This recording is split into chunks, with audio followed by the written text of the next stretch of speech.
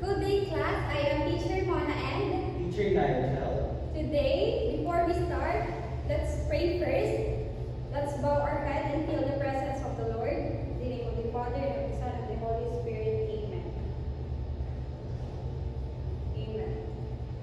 Father, Son, and the Holy Spirit. Amen. Before we tackle our lesson, Teacher Nigel will give the activity which called the dancing my daily household chores. Okay. Everyone get one whole sheet of paper and pen and group yourself in 5 members. Paper and pen and group yourself into 5 members. Okay? And write down at least 2 household chores you do in your house or home. And share to your group mates the household chores that you do. And before that, identify what movements involve and use those movements to come up with 1 minute video presentation. Okay, class, I provide a music to present you.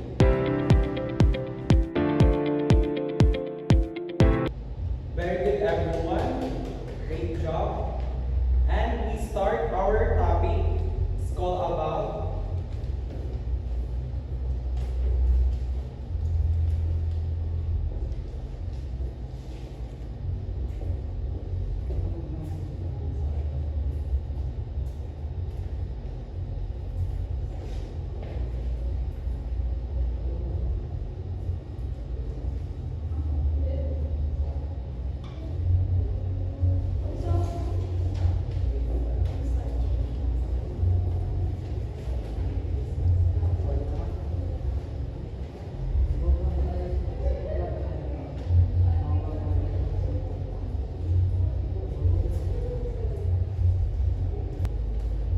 our topic for today is all about locomotor skills, movements, and agility, balance, coordination, speed, and elevation moves.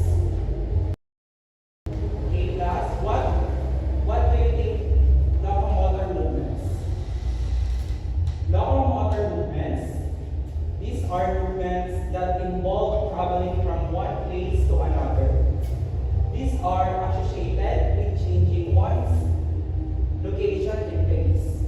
Ang locomotor movements daw, it's help us to do whatever need to do.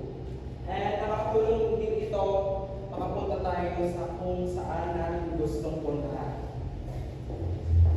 Okay? Various locomotor movements are walking is done by transferring the weight of the body from one foot to another, like this, guys. The proper walking.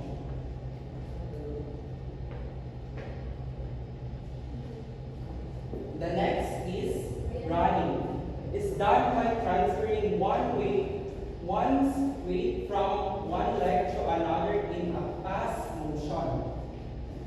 So yung running is slow, but but the running is speed, like this, guys.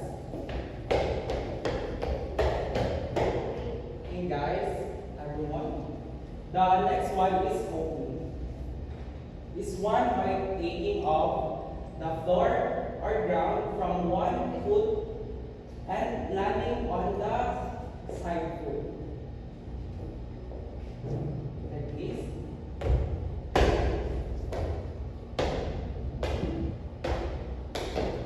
Okay, the next one is lifting. It's done by taking off the floor or ground from one foot and landing on the same foot. Like this.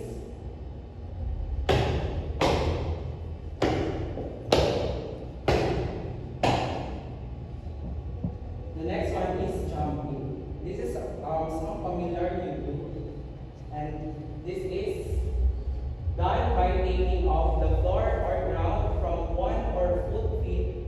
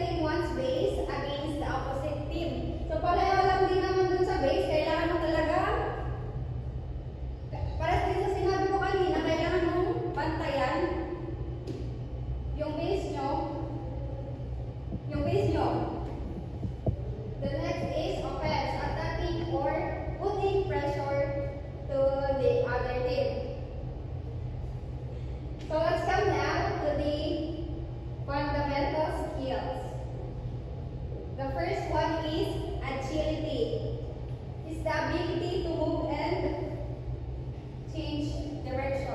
Yung sa agility, yung top jump pala, ganito yun. Ganun yung sa agility. The next one is balance.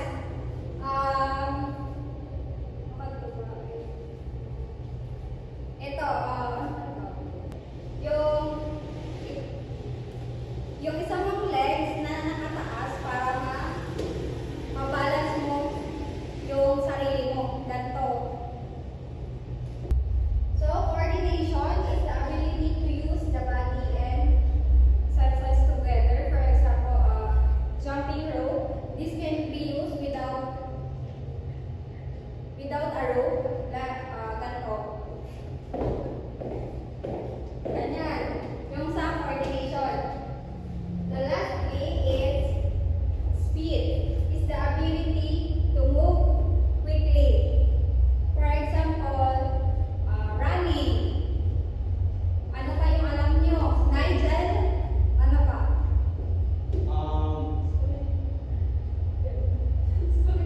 Okay, sprint. Very good. So, to enhance the locomotor movement, you will exercise regularly, balance training, strength training, flexibility training, practice specific skills, engage in sport, and mindfulness and focus. Okay, before we end our class, get 1/4 sheet of paper and teacher Nigel will execute and you will identify what movement he do. Okay, aalisin ko na to, class.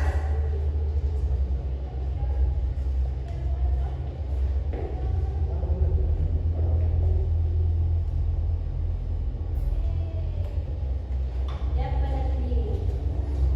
John.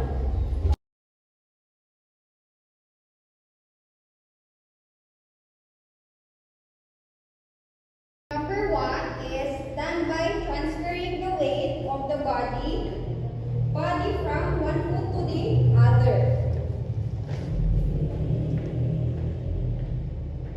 It is done by transferring the weight of the body from one foot to the other.